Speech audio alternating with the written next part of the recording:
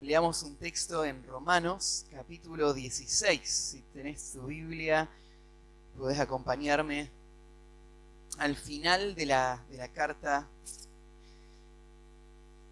a la iglesia en Roma.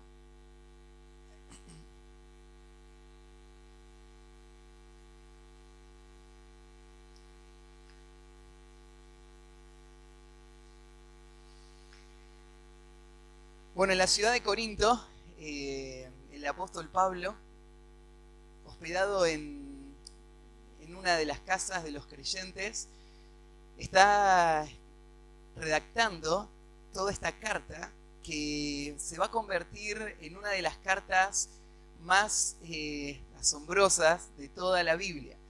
Una carta llena de la verdad del Evangelio, una carta que ha sido un pilar para sostener el mensaje del Evangelio a través de toda la historia de la iglesia. Una carta muy, muy rica, una carta que muchísimos hombres la han estudiado y predicado a través de todos estos siglos. Y Pablo estaba en esa casa, reunido con un pequeño grupo de hermanos probablemente, y redactando la carta a un hombre que aparece ahí en el capítulo 16, al final, el versículo 22, se llamaba Tercio. Este es el hombre que está con su mano trazando las letras que van a escribir esta carta. Tercio es un esclavo que se había convertido al cristianismo y que ahora Dios quiso usar a este hombre como el escriba que iba a tomar nota de todo lo que Pablo fue diciendo. Y por muchos minutos ellos escriben, Pablo dicta y él escribe todo lo que está en toda esta carta que vos tenés ahí. Pero cuando llega a este punto de la carta, Tercio se despide, escribe las últimas líneas y le pasa la pluma al apóstol Pablo mismo. Era su costumbre terminar escribiendo él las cartas. Hay varias cartas que creemos que fueron así, dictadas, y hay varias teorías de por qué es que lo escribían otras personas. Tal vez lo más aceptado es que Pablo tenía un problema en su vista, una enfermedad. En otra de las cartas Pablo dice, fíjense con qué grandes letras les escribo. Y Pablo, tal vez por su problema en la vista, es que él usaba otros para que escribieran sus cartas. Él se las dictaba y otros le iban escribiendo. Pero al finalizar la carta, Pablo cerraba sus cartas con una nota personal, con algo que venía de su propio puño y letra, porque tal vez en parte esto era tan valioso para él que no quería solo dictarlo, él quería ponerlo con su propia mano.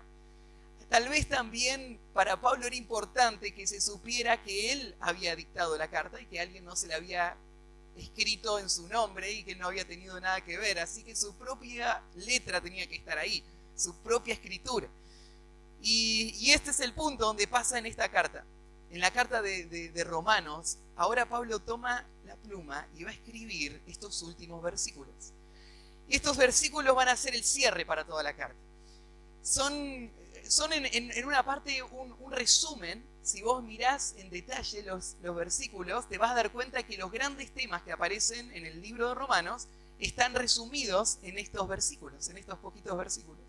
Esta carta que se enfoca en el Evangelio, que muestra la condición del hombre, al hombre perdido, incapaz de hacer nada que agrade a Dios, y muestra la gracia de Dios, que trae la salvación como un regalo no merecido, y muestra la sabiduría de Dios, que quiso dar la salvación por medio de la fe.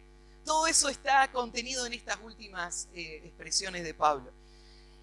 Tal vez en tu Biblia el título para esta sección tenga el título de Doxología Final. Así dice en mi Biblia, y la palabra doxología no lo usamos nunca, así que estás ahí pensando qué significa.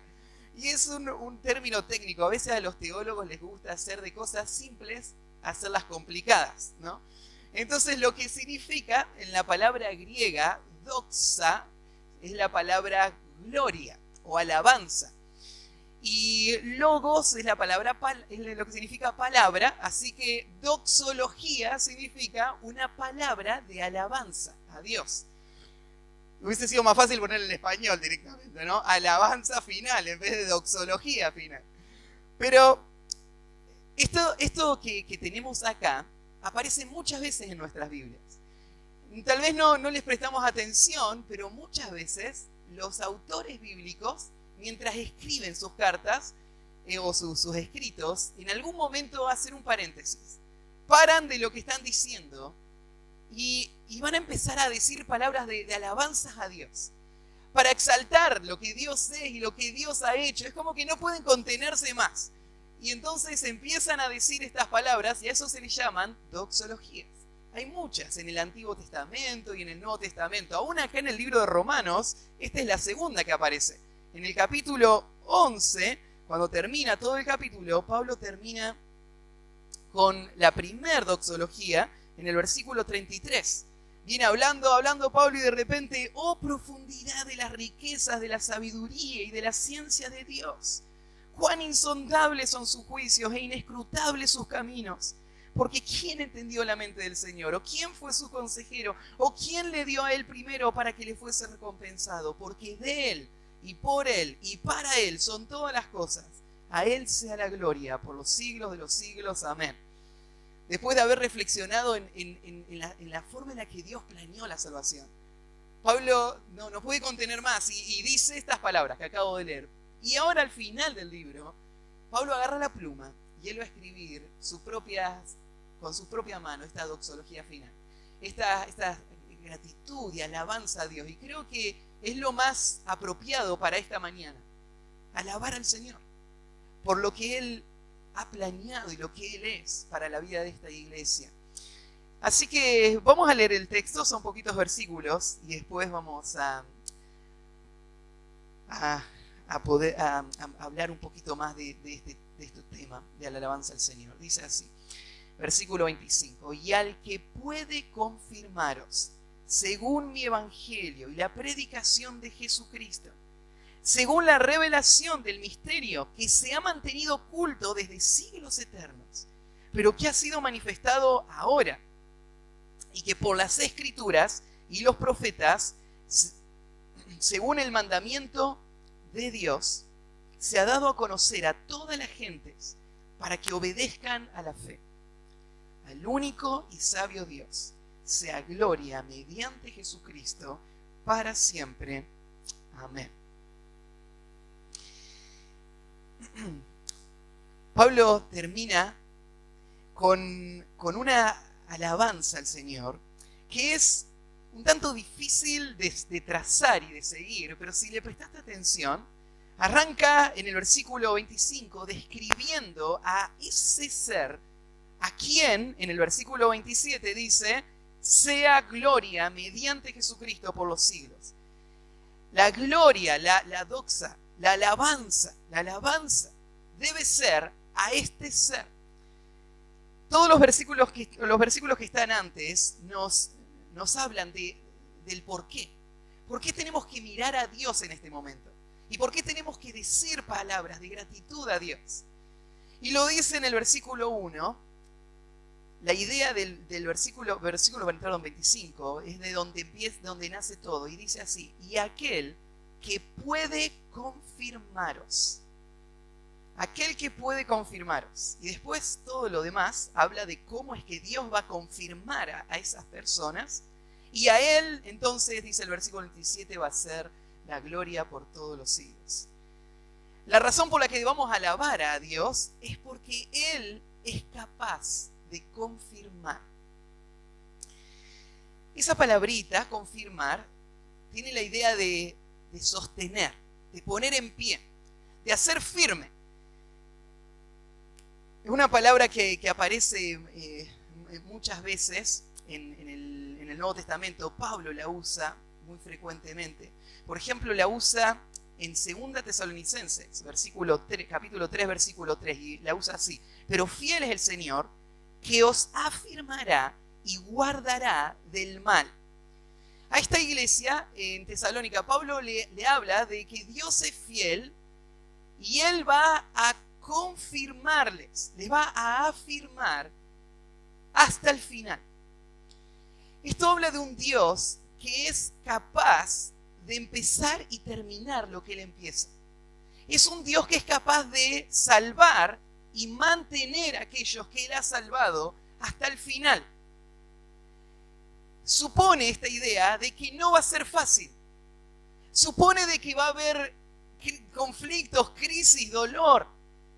Pero la promesa es que Dios va a terminar lo que empezó. El versículo que acabamos de leer no solamente habla de confirmar, es la idea que Dios puede confirmar. Dios es el único ser que existe en el universo capaz de hacer algo. Capaz, o sea, significa, tiene Él la sabiduría y tiene Él el poder para llevar adelante esta tarea de confirmar, de afirmar. Ahí en Primera de Pedro también se usa esta idea. Pedro lo dice así: mas el Dios de toda gracia, que nos llamó a su gloria eterna en Jesucristo, después que hayáis padecido un poco de tiempo, Él mismo os perfeccione, afirme, fortalezca y establezca. Pedro le escribe a una iglesia a creyentes que están sufriendo muchísimo. Y Pedro habla de esta misma idea, ese Dios que les llamó, ese Dios que empezó la obra en ustedes, ese Dios es el que les va a sostener, les va a afirmar hasta el final. Hay una canción que cantamos acá en la iglesia que me encanta, se llama Él me sostendrá. Cada estrofa de esa canción nos hace pensar en todas las razones por las que necesitamos el sostén de Dios. Nos hace pensar en que nosotros somos completamente incapaces de vivir lo que Dios nos llama a vivir. Habla de una fe débil que tenemos. Habla de las luchas que enfrentamos, de los enemigos que nos rodean. Habla aún de las cosas que no podemos controlar ni manejar en esta vida. Habla de la fragilidad que tenemos, ¿no es cierto?, en nuestra vida. Una vida que va a envejecer y va a morir. En medio de todo eso, dice la canción, Él me sostendrá. Y esa es la confianza del pueblo de Dios. Eso es de lo que está hablando Pablo acá. Y aquel que puede confirmaros. Ahora, en Romanos, Pablo ya usó esta idea antes, en el capítulo 1. Así que vuelvan conmigo hasta el capítulo 1 y miren en el capítulo 11.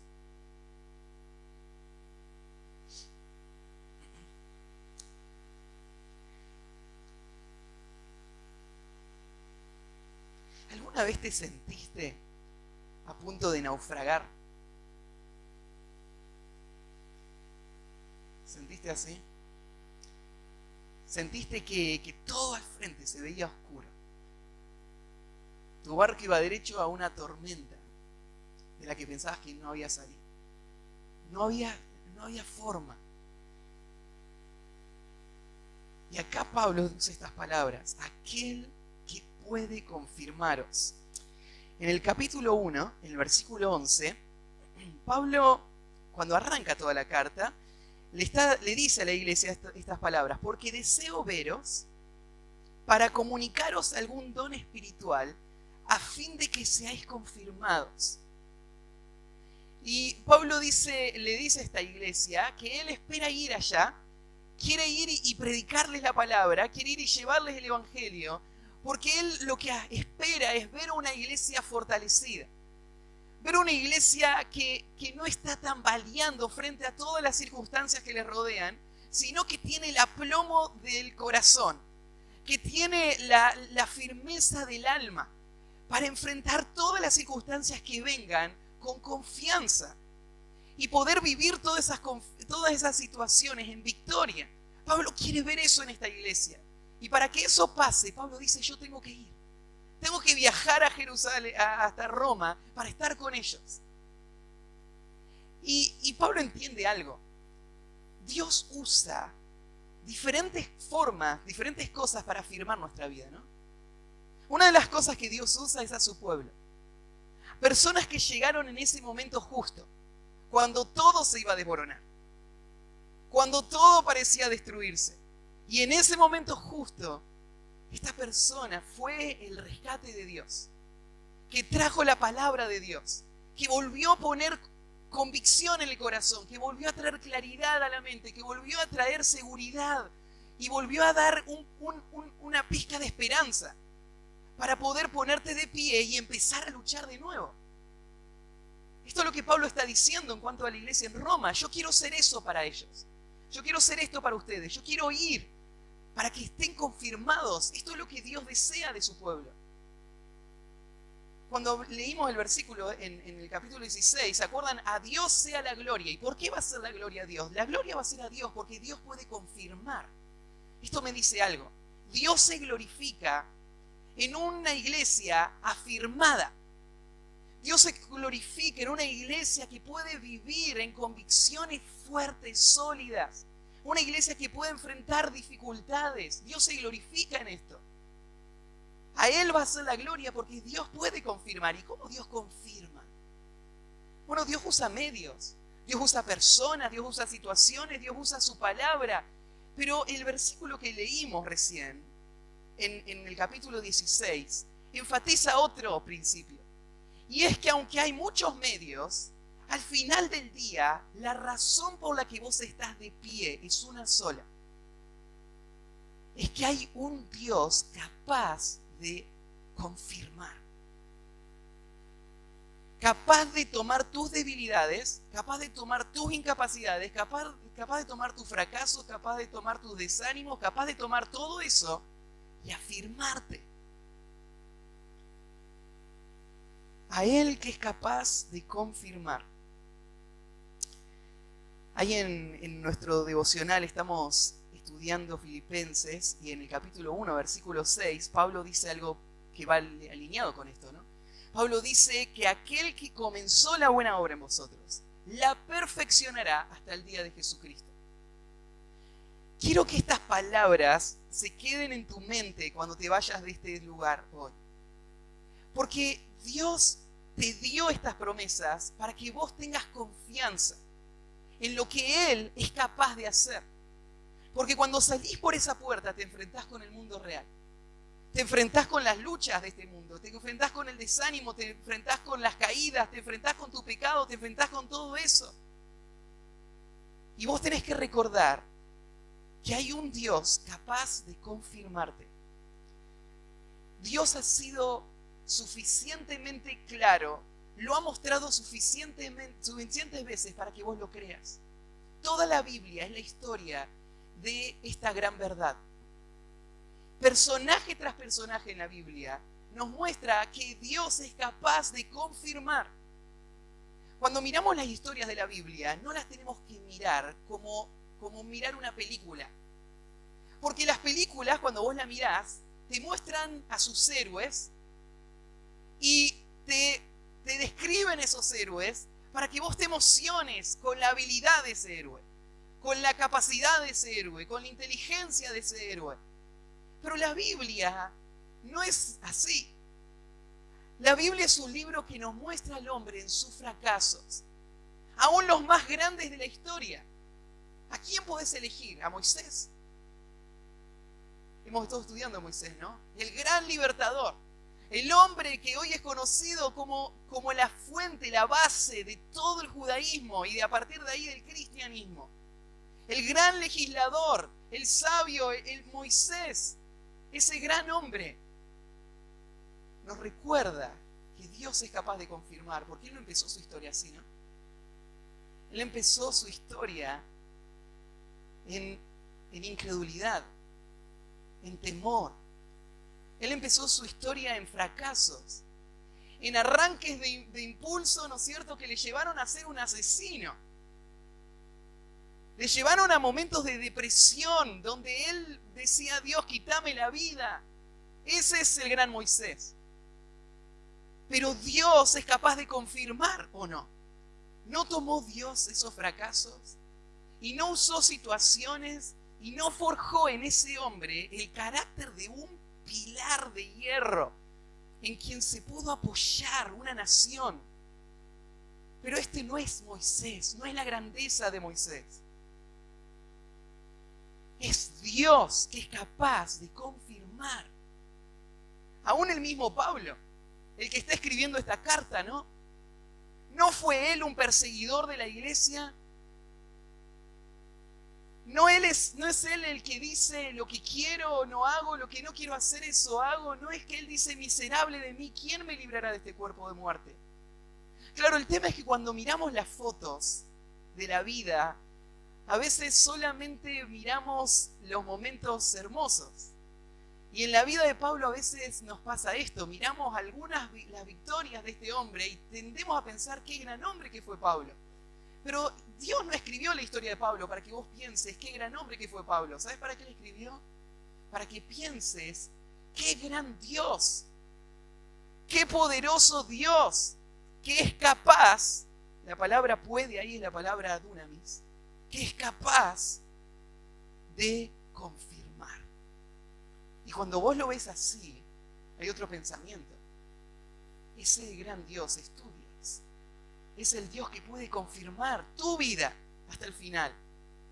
Y no tiene que ver con vos, no tiene que ver con lo que vos sos o podés, tiene que ver con el Dios capaz de hacer esa obra. Y por eso es que la gloria debe ser a este, al que puede confirmaros. Ahora, ¿de qué manera Dios confirma una vida? ¿De qué manera Dios toma una vida fracasada que va rumbo a la condenación eterna, la pone sobre sus pies y le da la firmeza para creer con convicción el Evangelio? Y le da la firmeza para vivir su vida hasta el final de acuerdo a esa convicción. ¿Cómo lo hace Dios? ¿Cómo sucede eso en la vida de una persona? Y acá lo explica Pablo. Él es capaz de confirmaros según, o la palabra griega, a través de mi evangelio y la predicación de Jesucristo. Este es el medio que Dios usa para confirmar a una vida, para rescatarla del desastre y ponerla en un lugar seguro. ¿Qué hace Dios? Dios le envía la predicación, le envía el evangelio.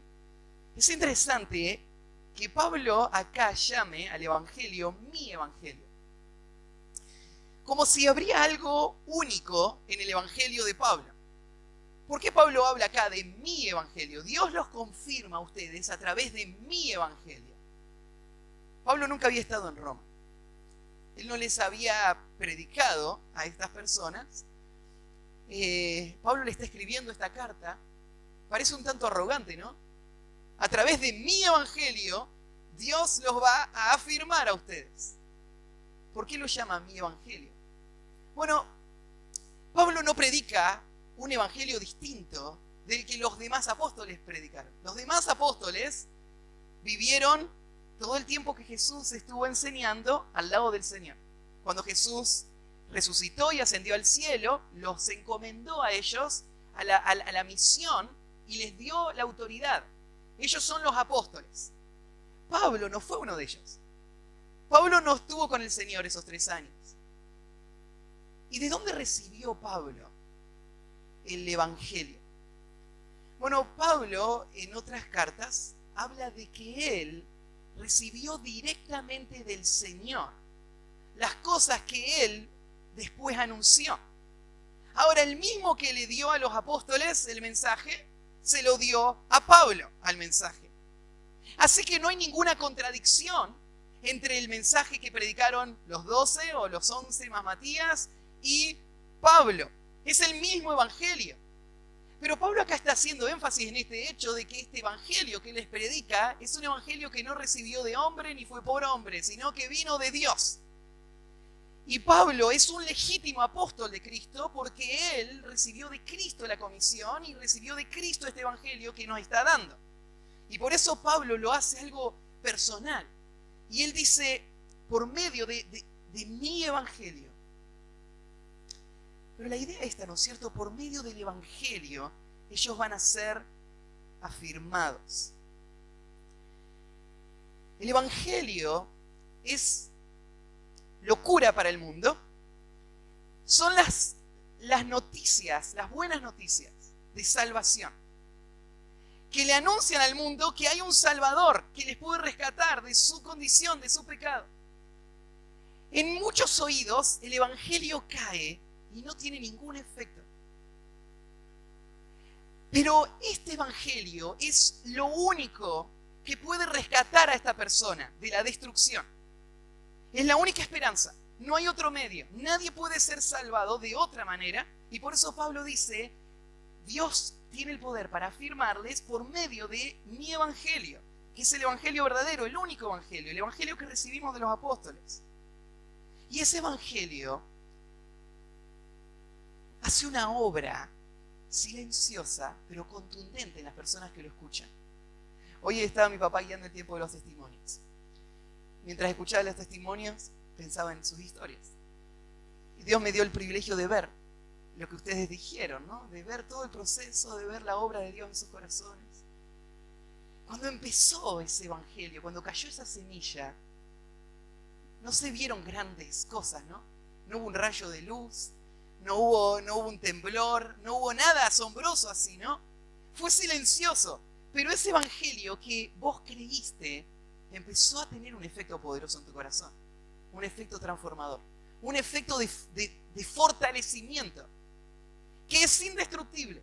Es como esa semilla que va a dar fruto, porque cayó en esa tierra y ahora crece. Y va a pasar tiempo, pero en ese tiempo vamos a ver esa obra. Es como la historia que contó Jesús en Marcos 4, versículo 26. Cuando Jesús habla del reino de Dios y da varios ejemplos, en Marcos 4, 26 Jesús da este ejemplo. Dice, así es el reino de Dios. Como cuando un hombre echa semilla en la tierra y duerme y se levanta de noche y de día, y la semilla brota y crece sin que él sepa cómo. Es Marcos 4, 27. Ahora vamos al 28. Porque de suyo lleva fruto la tierra. Primero hierba, luego espiga, después grano lleno en la espiga. Y cuando el fruto está maduro, enseguida se mete la hoz, porque la siega ha llegado. Así es el Evangelio en el corazón de una persona. Como esa semilla que cayó y empieza a brotar. Pero nadie sabe cómo. Sería ingenuo que el granjero diga, yo la hice brotar a esa semilla. Si él ni sabe cómo brotó. O sea, el granjero no es un químico físico, ¿no es cierto?, que pueda analizar el ADN de esa semilla. Él solo mira lo que pasa. No quiere decir que él no tiene que trabajar, él tiene que labrar la tierra, él tiene que regar esa semilla, pero él no sabe cómo sucede. El fruto lo da la tierra de sí misma, dice. Como si en ese ingrediente estaría todo lo necesario para producir todo este fruto. El granjero acompaña, pero es ese milagro de la vida lo que hace que esa semilla crezca y un día haya fruto. Así es el reino de Dios, así es el Evangelio. Por medio del Evangelio, la semilla se siembra y sin saber cómo. Un milagro, el milagro de la vida. En el corazón de esta persona, esa fortaleza interna para creer y para vivir de acuerdo a lo que cree, está. Y se va sosteniendo y se va fortaleciendo cada vez más. Y Dios envía el sol y el sol no quema esta planta. Crecen los arbustos, pero los arbustos no ahogan esta planta. Esta planta está sembrada en buena tierra y crece y da fruto. Así es el reino de Dios. Y Pablo dice, por medio del Evangelio, Dios es capaz de confirmarles, por medio del Evangelio, y agrega algo más, y la predicación de Jesucristo. Acá predicación tiene que ver con un mensaje que viene de parte de una autoridad y que es dado con fidelidad de Pablo a ellos. Por medio de la predicación de Jesucristo. El concepto, la idea, ¿no es cierto?, de que la predicación es la predicación de Jesucristo, tiene que ver con que ese es el tema de la predicación. ¿De qué manera Dios afirma a las personas para vivir en esta vida, una vida que lleve gloria a Dios y que no se desborone, una vida que no vaya a la ruina, sino una vida que que tengo estabilidad eterna. ¿Cómo lo hace Dios? Por medio de la predicación de Jesucristo. Es lo que Pablo le dice a los Corintios. En 1 Corintios capítulo 1, Pablo habla de que la palabra de la cruz es locura para el mundo. El mundo no está interesado en esto. El mundo quiere otras cosas. Pero Pablo dice, pero nosotros predicamos a Cristo crucificado. Solo hablamos de eso nosotros acá.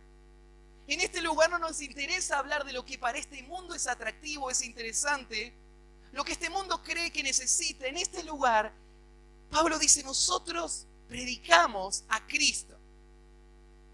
Porque Cristo es el poder que puede transformar esa vida. Una predicación que está vacía de Cristo es una predicación falsa. Es una predicación que no tiene ningún poder. Es una predicación que puede atraer a la persona.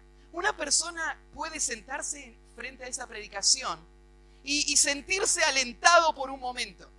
Porque el predicador es muy hábil para convencerlo de que él puede hacer grandes cosas. Pero todo eso se desvanece en un instante porque no puede dar la firmeza que una vida necesita para poder sobrevivir al pecado y aún al juicio de Dios que se avecina. Lo que necesitamos es escuchar a Cristo. Escuchar que solo Cristo salva. Escuchar hablar de la cruz. Escuchar hablar del sacrificio de Cristo. Escuchar hablar del perdón que Cristo da. Eso es lo que puede sostener y afirmar a una vida. Por eso Pablo lo dice de esta manera. Y al que puede confirmaros, según mi evangelio y la predicación de Jesucristo. Y ahora agrega otra cosa. Esa predicación de la que él está hablando, esa predicación que tiene a Jesucristo como el tema central, la predicación es según, de acuerdo, ¿no es cierto?, o por medio de la revelación del misterio que se ha mantenido oculto desde tiempos eternos. Pablo dice acá que lo que nosotros predicamos tiene a Cristo como tema y tiene como contenido un misterio.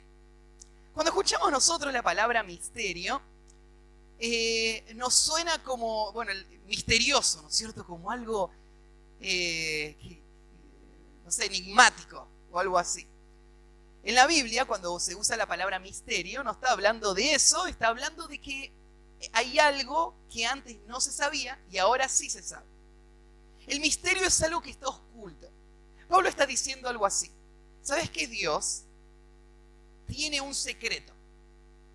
Un secreto que nadie sabía. Ni nadie lo podría saber a menos que Dios se lo diga. ¿Saben que desde el principio del mundo, Dios quiso que los hombres lo conocieran? Y por eso hizo una creación que lo anuncia.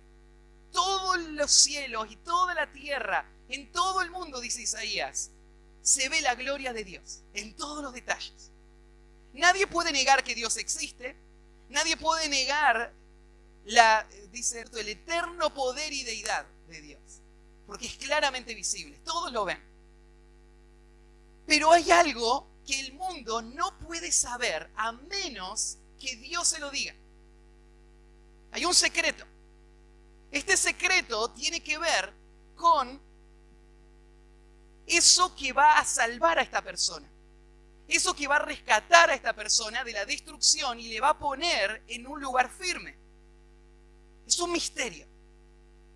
Pero este misterio que había estado oculto, ya no está más oculto.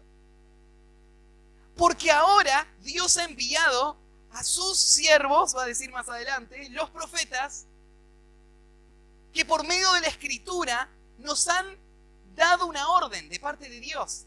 Y es llevar este misterio hasta lo último de la tierra, a todas las naciones.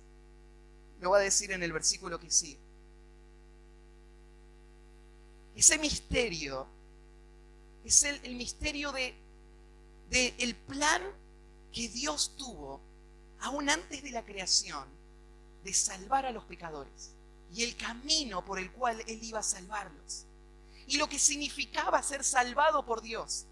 Esto es un misterio. ¿Sabes lo que quiere decir que es un misterio? Quiere decir que nadie lo puede descubrir por sí solo. Un científico sentado en su laboratorio jamás podría llegar a la conclusión de la verdad que le podría salvar el alma. Nadie, ninguna religión del mundo lo podría descubrir por sí solo. La única forma de que el mundo sepa este misterio es que Dios se lo diga. ¿Y cómo Dios lo dice? Bueno, acá lo va a explicar en el versículo que sigue, ¿no? La revelación del misterio que se ha mantenido oculto desde tiempos eternos, o sea, en la eternidad pasada, esto Dios no lo había revelado. Dios lo sabía, pero no lo había dicho aún. Pero que ha sido manifestado ahora y que por las escrituras de los profetas, según el mandamiento de Dios eterno, se ha dado a conocer a todas las gentes para que obedezcan a la fe. Esto es lo que salva, esto es lo que confirma. Un mensaje que lo tienen solamente las personas que hablan las palabras de los profetas contenidas en las escrituras, que fueron dadas por Dios para revelar ese misterio. Fuera de esta revelación, el mundo se pierde. Fuera de la predicación de la palabra de Dios, la predicación fiel, el mundo se pierde. No hay salvación en ningún otro. Y no conocemos a Cristo de ninguna otra manera que aparte de la predicación fiel de los profetas por medio de las escrituras.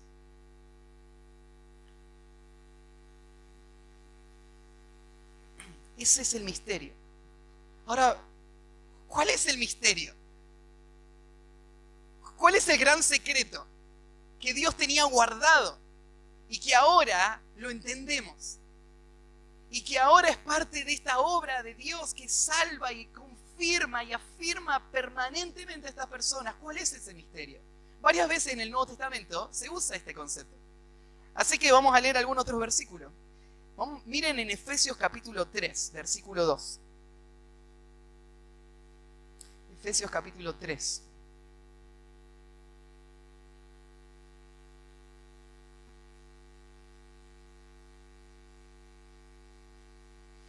Bueno, el versículo 1 dice así: por esta causa yo, Pablo, prisionero de Cristo Jesús, por vosotros los gentiles, si es que habéis oído de la administración de la gracia que me fue dada para con vosotros, que por revelación me fue declarado el misterio, como antes lo he escrito brevemente. Pablo dice que Dios le declaró este misterio, leyendo lo cual podéis entender cuál sea mi conocimiento en el misterio de Cristo. Misterio que en otras generaciones no se dio a conocer a los hijos de los hombres, como ahora es revelado a sus santos apóstoles y profetas por el Espíritu. Que los gentiles son coherederos y miembros del mismo cuerpo y copartícipes de la promesa en Cristo Jesús por medio del Evangelio, del cual yo fui hecho ministro por el don de la gracia de Dios que me ha sido dado según la operación de su poder. El misterio, acá Pablo nos lo aclara un poquito más. El misterio es esto, el misterio es la forma en la que Dios formó un cuerpo que está compuesto de judíos y gentiles, que son los que van a recibir todas sus promesas. Esto es un misterio porque esto no estaba revelado antes. Y Pablo dice, Dios me lo mostró. Hay otro texto en Colosenses capítulo 1, versículo 24.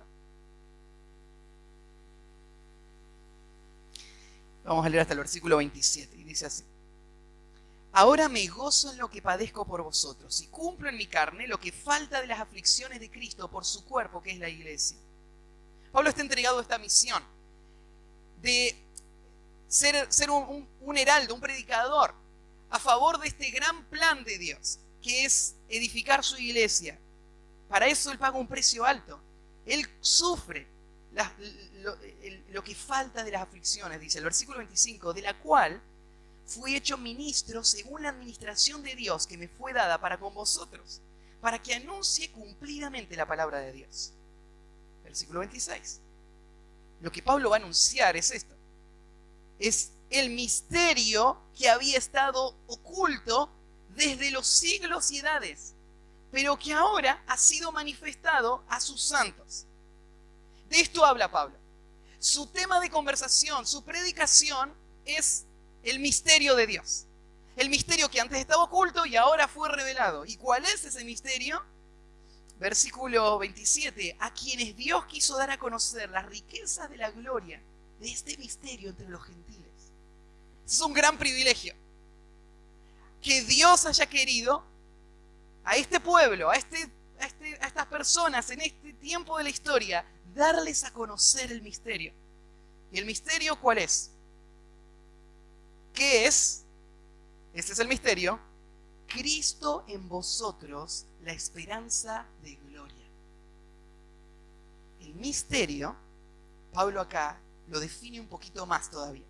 El misterio oculto desde el principio de los tiempos es este. Es Cristo en vosotros, la esperanza de gloria.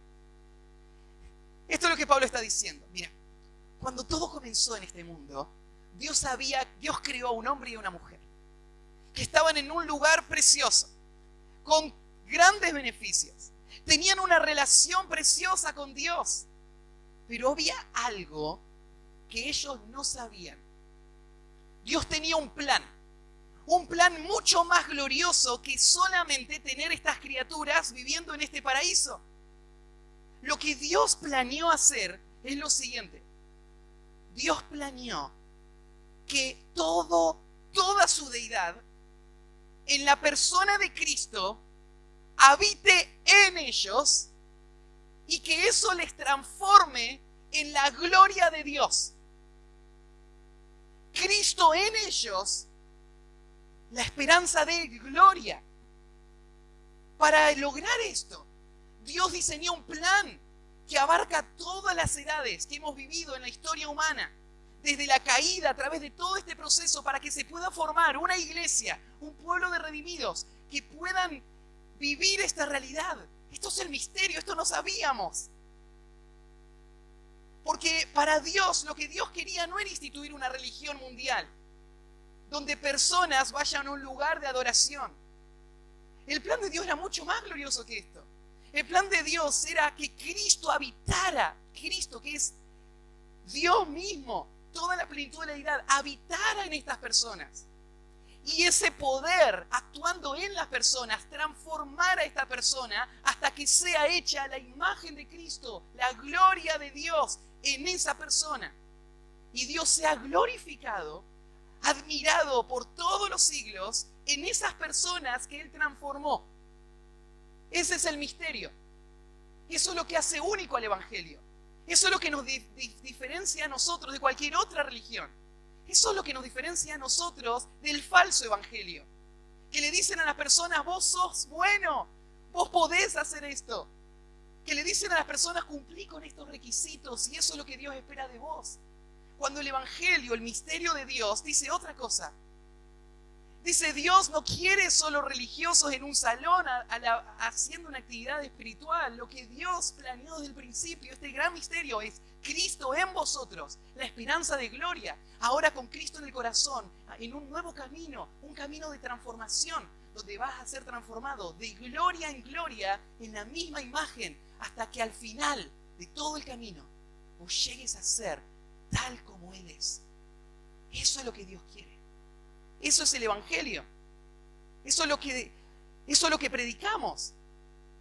Esto es a lo que se dedica Pablo. Por eso es que dice ahí en Romanos, con todo esto en mente, leemos el capítulo 16 de nuevo, ese versículo, donde dice, y aquel que puede confirmaros, según mi evangelio y la predicación de Jesucristo, según la revelación del misterio que se ha mantenido oculto desde tiempos eternos, pero que ha sido manifestado ahora, y que por las escrituras de los profetas, según el mandamiento del Dios eterno, se ha dado a conocer a todas las gentes. Pablo dice, este misterio que había estado oculto, Ahora Dios lo dio a conocer. ¿Cómo? Por medio de profetas. Profetas que escribieron. Acá Pablo se está refiriendo a todos los autores del Nuevo Testamento, o posiblemente incluidos los del Antiguo Testamento, que escribieron para revelar este plan eterno de Dios. Porque esto no es algo que se le ocurrió a Pablo o que se le ocurrió a Dios como algo al final de todo el proceso. Esto siempre fue el plan, así que está contenido este misterio en todas las Escrituras, solamente que no está revelado completamente.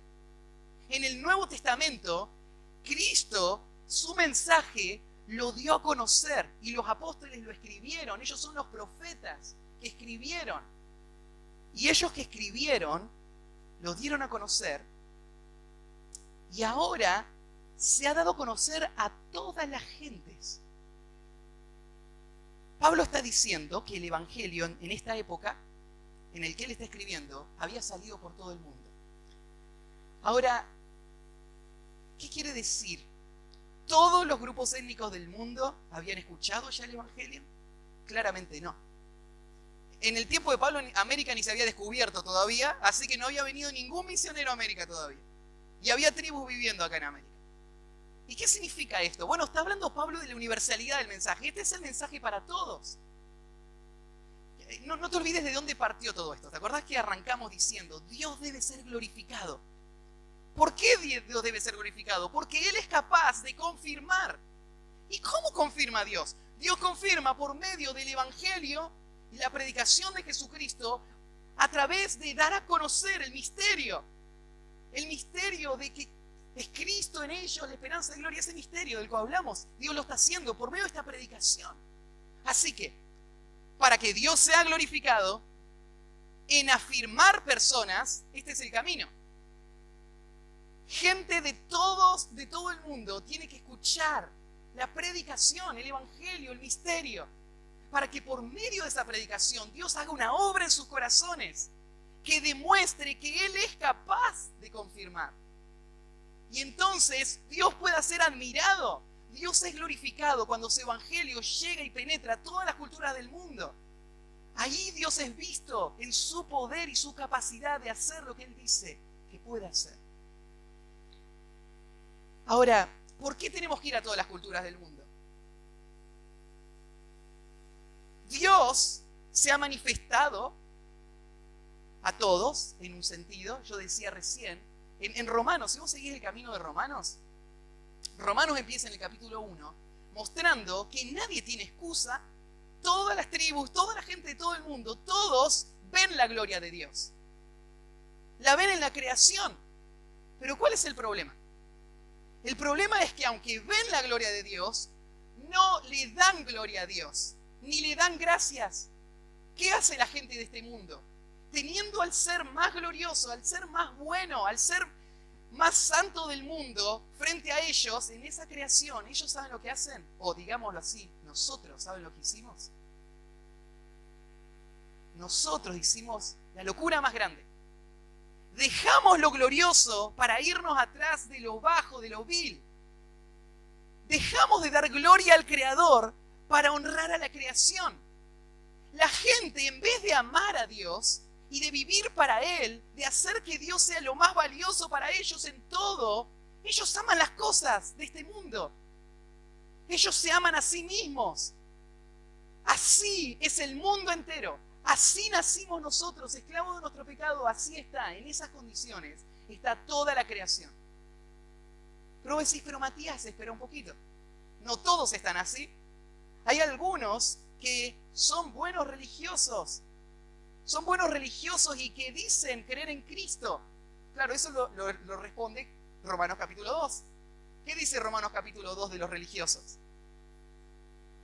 Romanos capítulo 2 muestra que los que parecen ser buenas personas y buenos religiosos son incapaces de vivir para la gloria de Dios. Es más, la gente que supuestamente debería llevar gloria a Dios con una vida que honre a Dios, hacen que el mundo, que los gentiles, blasfemen el nombre de Dios por su conducta. ¿Vos pensás que vas a poder agradar a Dios siendo un buen cristiano, un buen creyente? Lee Romanos capítulo 2. No podés llegar al estándar de Dios. Vos deshonrás a Dios con tu conducta, ¿no es cierto? Porque no podés agradar a Dios en lo que vos hacés. Entonces llegamos al capítulo 3. Todos estamos condenados. Los que se han revelado abiertamente y los que se muestran religiosos, todos fracasaron. Y ahora, ¿cómo Dios va a ser glorificado en todo eso? Bueno, Dios es glorificado, lo dice en Romanos capítulo 4, cuando habla de Abraham. Dice que Abraham creyó a Dios y dio gloria a Dios. ¿Abraham dio gloria a Dios? Claro que sí, pero ¿cómo fue que dio gloria a Dios? Dio gloria a Dios por medio de la fe. En medio de este mundo de oscuridad, de rebeldía y de hipocresía, lo que glorifica a Dios es la fe. ¿Qué significa la fe? La fe es lo que le quita al hombre todo su grandeza y lo pone en su verdadero lugar. La fe lleva a una persona a decir, no tengo nada para dar. Soy un pecador perdido, no puedo agradar a Dios. Y confío en lo que Cristo hizo por mí, o Abraham en lo que va a hacer por mí. Y eso da gloria a Dios. Y por eso, por medio de la fe, ahora Dios se glorifica. Cuando seguís avanzando en el libro de Romanos, vos ves cómo Dios sigue desenvolviendo este plan. Porque el plan de Dios era, lo que ya vimos, unir al pueblo judío y al pueblo gentil en un solo cuerpo, habitado por Cristo, viviendo la vida de Cristo y siendo transformado para llegar a ser igual a Cristo. Este era el plan de Dios. Pero el libro de Romanos nos explica algunos detalles más de cómo Dios llevó adelante este plan. ¿Por qué? Para que Dios pueda unir al pueblo judío y al pueblo gentil, Dios tenía que hacer algo primero. Dios tenía que soportar la ceguera espiritual de la nación de Israel, para que Israel rechazara al Mesías. Y entonces Dios abriera el Evangelio, la puerta de camino de entrada a las promesas a los gentiles. Todo esto lo explica en el capítulo 9, 10, 11 del libro de Romanos, donde explica cómo Dios, en su sabiduría, planeó todo esto. Planeó, ¿no es cierto?, aún ese tiempo de rebelión de Israel para lograr el objetivo de que los gentiles sean añadidos a ese plan y entonces se cumpliera este gran misterio. Así que esta es la forma en la que Dios se glorifica. Dios se glorifica afirmando a personas que escuchan el Evangelio, la predicación de Jesucristo, a través de revelar el misterio en todas las naciones del mundo. Y termina, ese Evangelio va a llegar, se va a dar a conocer a todas las gentes, ahí la palabra gente es la palabra etnia en el original, para que obedezcan a la fe. Para que obedezcan a la fe. Hay algo, ¿no es cierto?, que suele traer confusión. Y es esto. Cuando predicamos el Evangelio, le decimos a las personas, no hay nada para hacer. Vos no podés ganar tu salvación por ninguna obra. Vos necesitás abandonar toda tu justicia propia y confiar en lo que Cristo hizo por vos. Pero hay otra parte del Evangelio, y es esto. Es que el Evangelio es un llamado a la obediencia. Acá habla, ¿no es cierto?, es el Evangelio sale al mundo, se le revela el misterio para que obedezcan a la fe. Hay un cambio de lealtades en el corazón de una persona que ha creído en el Evangelio. Una persona que cree al Evangelio no es una persona que dice haber creído, sino es una persona que su vida toma una nueva trayectoria. Antes él vivía siguiendo sus propios deseos. Ahora él sigue la voluntad de Dios. ¿Cómo pasó eso? ¿Cómo lo puede hacer si él sigue teniendo pecado en su corazón? Bueno, justamente es la obra del Evangelio en su corazón. Es el poder de Dios que le afirma y le hace capaz de ir en esta nueva dirección.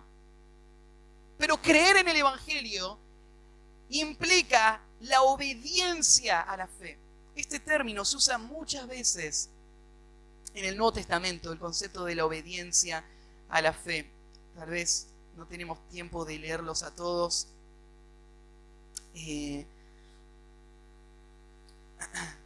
Pero es un concepto muy repetido en el Nuevo Testamento. Ahora, dijimos todo esto, todo lo que Pablo dice hasta ahora, es para que vos sepas a quién va a ir la gloria. ¿Sí? Pero falta algo más. La gloria, entonces, en primer lugar, es para aquel que es capaz de afirmar. Para aquel que es capaz de confirmar. Y después Pablo dice cómo nos confirma. Pero aquel que es capaz de confirmar, aquel que es capaz de salvar, inicialmente y completamente, hasta que lleguemos a ser como Cristo, a Él. Y ahora hay otra descripción de Dios, que está en el versículo 27, que es al único y sabio Dios. Aquel que es capaz de confirmar, o sea, al único y sabio Dios, a Él sea la gloria. Acá hay otra descripción que es paralela a la anterior, es otra. Primero, es capaz de confirmar, y segundo, esto es el único y sabio Dios. ¿Por qué la gloria tiene que ir para Él? Porque Él es el único. No hay otro comparable con Él. Él es el dueño de este universo, por si no nos dimos cuenta todavía. Él lo planeó, Él lo creó, es suyo. Él lo está dirigiendo para sus propios resultados. Él lo creó a todo el universo para que todo el universo lo vea a Él y disfrute de Él por toda la eternidad. Para eso Dios creó, todo es de Él, por Él y para Él. Él es el único Dios. Y después agrega, es el único y sabio Dios. La gloria tiene que ir para Él porque a nadie se le podría haber ocurrido el plan que Él tuvo para salvarnos. ¿En qué mente podría haber entrado algo así? Que para poder lograr Cristo en nosotros, la gloria eterna, Dios iba a escribir la historia humana en la forma en la que lo escribió. Iba a desarrollar todos los eventos, iba a permitir esa gran tragedia, la caída de la humanidad, el pecado, la rebelión. Y Dios iba a mandar los profetas, elegir un pueblo y después anexar este otro pueblo y crear la iglesia. Dios iba a ser hombre, iba a vivir entre nosotros y en una cruz iba a destruir el pecado y la muerte para siempre. ¿A quién se le podría haber ocurrido algo así? Para el mundo es una locura, para nosotros es sabiduría, es la sabiduría de Dios. Él es el Dios sabio, el Dios que lo sabe todo, lo planeó todo y va a cumplir lo que Él planeó. Por eso, porque Él es el único y sabio Dios, a Él sea gloria mediante Jesucristo para siempre. Amén. Es interesante, en el griego, toda esta expresión que aparece acá no tiene ningún verbo. El verbo central en español es sea. Esa palabrita sea es lo que controla toda esta oración. Pero en griego no está esa palabrita sea. Dicho de otra manera, lo que deberíamos traducir es gloria a Dios, ¿sí? Pero el sea no está escrito. Está implícito, está esta idea de que Dios debe ser glorificado. No, te aclaro esto que no está sea, porque acá hay una interpretación importante. ¿Qué significa que la gloria sea a Dios? Por un lado, lo que puede significar es la gloria es de Dios. Esto es algo real y bíblico. Aunque ninguno de nosotros le quiera glorificar a Dios, aunque ninguno de nosotros diga palabras de alabanza a este Dios, la gloria es de Él, le pertenece a Él y va a ser eternamente de Él. La gloria de Dios no depende de la creación, es suya. Y esto es algo final. La gloria no va a ir para nadie más. Nadie que se quiera gloriar a sí mismo va a entrar al cielo. Porque la gloria un día de todos los hombres, la falsa gloria imaginaria de todos los hombres, va a ser destruida. Y la única gloria que sobreviva, la única gloria real es la gloria de Dios, porque toda la gloria es de Él. Entonces, Él es el único y sabio Dios, Él es el único capaz de confirmar, por eso la gloria es de Él. Pero esta idea de la gloria sea a Dios también puede incluir otra idea. Y es la idea de que la gloria debe ir a Dios. La gloria ya es de Dios, pero nosotros debemos glorificar a Dios. Nosotros debemos glorificar a Dios. Este versículo nos muestra un principio. Este es el fin de toda la creación. Esto es para lo cual existe todo. Esto es para lo cual vos existís. Vos existís para llevarle gloria a Dios. ¿Pero qué significa eso? Hemos estado hablando todo este estudio acerca de la gloria de Dios, darle gloria a Dios. ¿Pero qué significa dar gloria a Dios? Bueno, un autor lo define de esta manera. Él dice así. Antes de entender la gloria, tenemos que definir otro término, que es el término de santidad. La santidad de Dios, cuando decimos que Dios es santo, estamos diciendo de que Él es tal cual Él es. Todos sus atributos son perfectos, todos sus atributos están unidos entre sí, no hay contradicción adentro de sí mismo, y todo lo que podemos pensar en grandioso, Dios lo es. Dios es santo, Dios es luz, Dios es puro. Eso es la esencia de Dios. Todos los atributos de Dios, todo lo que podríamos decir de Dios, se pueden resumir en ese concepto de santidad. Dios es santo significa que Dios es todo lo que Él reveló que Él es. Todos esos atributos, Dios lo es. La gloria de Dios es la manifestación de la santidad de Dios. Es lo que se puede ver de lo que Dios es. La gloria de Dios es lo que irradia el carácter de Dios. Entonces pensarlo así, si vos pensás en el sol, lo que el sol es, podríamos preguntarle a un físico y nos podría dar la definición. Sería todo lo que hay ahí adentro de esa bola de fuego quemándose. Eso es lo que el sol es. Pero cuando vos mirás, lo que vos percibís del sol es la luz y la energía que sale del sol. Podríamos decir, esa es la gloria del sol. La gloria de Dios es todo lo que se puede percibir de Él, todo lo que podemos admirar de Él, todo lo que impacta a la creación de lo que Dios es. Eso es la gloria de Dios. Dar gloria a Dios, entonces, significa resaltar o reflejar todos esos atributos gloriosos de Dios, toda esa santidad de Dios que está en Él, reflejada en nosotros. ¿Cómo le damos la gloria a Dios? Porque acá hay un mandato, ¿no? Bueno, este concepto. Si este concepto está diciéndonos a nosotros que la gloria debe ir a Dios, entonces lo que significa es que para esto debemos vivir. Debemos vivir para dar gloria a Dios. ¿Y cómo se glorifica a Dios? Pablo ya nos explicó. Dios se glorifica reclamando el derecho absoluto y la capacidad completa de afirmar a personas por medio de predicar el Evangelio, predicar a la persona de Jesús, revelar el misterio que Él reveló acerca de ese nuevo nacimiento y la vida de Dios en nosotros, y por medio de eso Dios afirmar a esta persona hasta que esta persona llegue a ser como Cristo, gente de todos los grupos, etnias del mundo. De esta manera Dios es glorificado, porque esto es lo que Él planeó y esto es lo que le lleva gloria a Él. Le lleva gloria a Él cuando vos vivís de acuerdo al Evangelio, cuando vos sos afirmado, cuando vivís una vida firme, creyendo en el Evangelio y viviendo de acuerdo al Evangelio. Eso le lleva gloria a Dios. Y de eso se trata esta iglesia. Va a llegar un día donde la IBM San Justo no va a existir. Todo en este mundo va a pasar. ¿Y a dónde se dirige todo? ¿Qué es el centro? ¿Qué es lo importante? Y Pablo acá no lo dice. Es al único y sabio Dios. A Él sea la gloria por medio de Jesucristo para siempre. que así sea. Y así va a ser.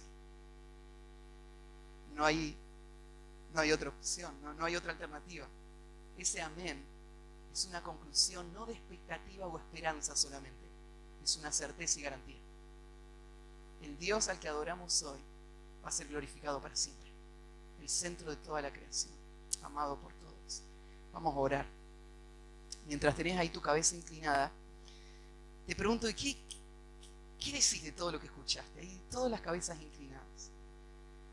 Y tal vez estás acá y yo te tengo que preguntar, ¿vos estás viviendo para la gloria de Dios? Dios es lo más precioso que vos tenés. Vos le amás a Él más que a nada. Con todo tu corazón, mente, alma y fuerzas. Él es todo para vos. ¿Lo es así o no? Si no lo es, tu única esperanza es que el que lo sea, escuchando la predicación del Evangelio de Jesucristo. Hoy la escuchaste. ¿La crees? ¿Está haciendo el efecto en tu corazón de traer convicción y de empezar a caminar en esa dirección de obediencia? ¿Lo está haciendo en tu corazón? Entonces, avanzá en esa dirección. No des marcha atrás, porque para eso naciste, para eso vivís en este mundo. Eso es lo único que va a satisfacer tu vida.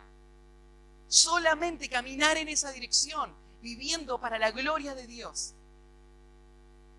Ahora es el momento de clamar al cielo y decir: Señor, sálvame. Creo en Cristo, Él es mi única esperanza, sálvame.